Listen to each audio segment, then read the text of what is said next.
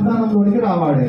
మీకు దేవుని వాగ్దానం ఏంటిదంటే మీరందరూ కూడా అబ్రహాము కుమారులై అబ్రహాముకి ఇచ్చిన వాగ్దానానికి మీరందరూ ఆశీర్వాదకారకులు కావాలని దేవుని వాక్యం సెలవిస్తుంది. ఏంటిది అబ్రహాము వాగ్దానం అంటే, ఇదిగో నేను నిన్ను ఆశీర్వదిస్తాను, నీ కుటుంబాన్ని ఆశీర్వదిస్తాను, ఇదిగో నువ్వు ఎక్కడ అడుగు పెడితే అక్కడ ఆశీర్వాదకారకుడుగా నేను ఉంచుతున్నాను, నువ్వు ఎవరిని దీవిస్తే వారు దీవించబడతావు, నువ్వు ఎవరిని శపిస్తే వాడు శపించబడతావు, నువ్వు ఉండు ప్రతి స్థలాన్ని నేను ఆశీర్వదిస్తాను. ఆ యొక్క వాగ్దానానికి నూతన సంవత్సరంలో మీరందరూ వారసులు కావాలి. ఎట్లయితారు? దేవుని రక్షణ పొందుకోవాలి. దేవుడు ప్రభువుగా రక్షకుగా ఒప్పుకొని ఆయన పరిశుద్ధాత్మ శక్తిని పొందుకున్నప్పుడు మీరు ఆ వాగ్దానానికి నూతన సంవత్సరంలో అవుతారు. కాబట్టి నేను అందరూ మీకు చేతులు జోడించి చెప్తున్నాను ఏంటంటే, దయచేసి పాత జీవితాలు మనకు ఆశీర్వాదం కాదు. ఈ నూతన సంవత్సరంలో మోసపోకుడి, ఏమి విధులు అదే పంటలకు కోస్తామని దేవుని వాక్యం ఉంటుంది. సమయమును పోనీయక సద్వినియోగపరచుకోవచ్చు. అజ్ఞాన వలె కాక జ్ఞాన వలె మనం ప్రవర్తించాలి. ఇంకా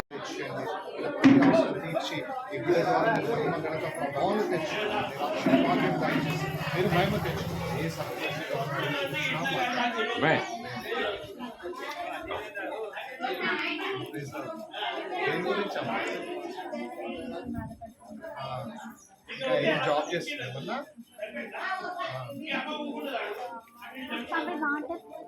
ఉన్నాయి పెట్టి ఎక్కడున్నాయి?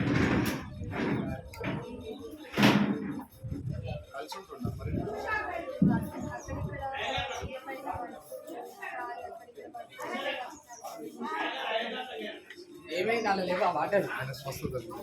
She has given the greatest testimony.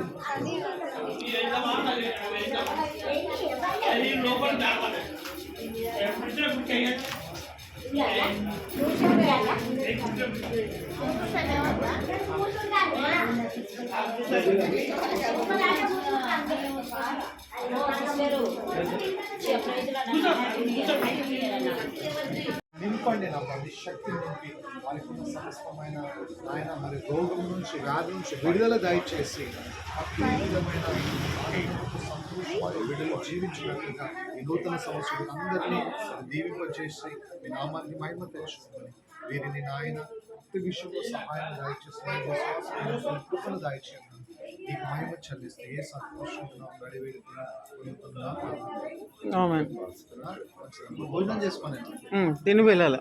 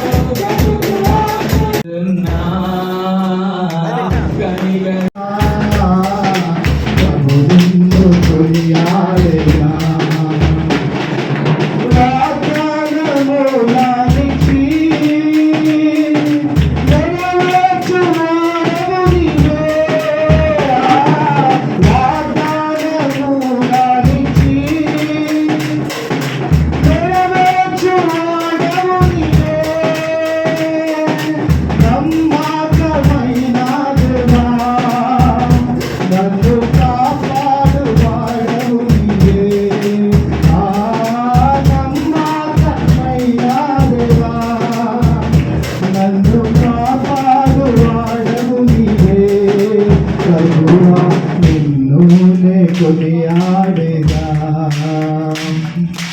హల్లెలూయా పాడేదా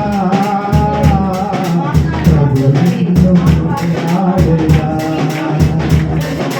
హల్లెలూయా పాడేదా ప్రభు నిన్ను కొనియాడేదా ఎందారు నిన్ను చూచియో Thank you.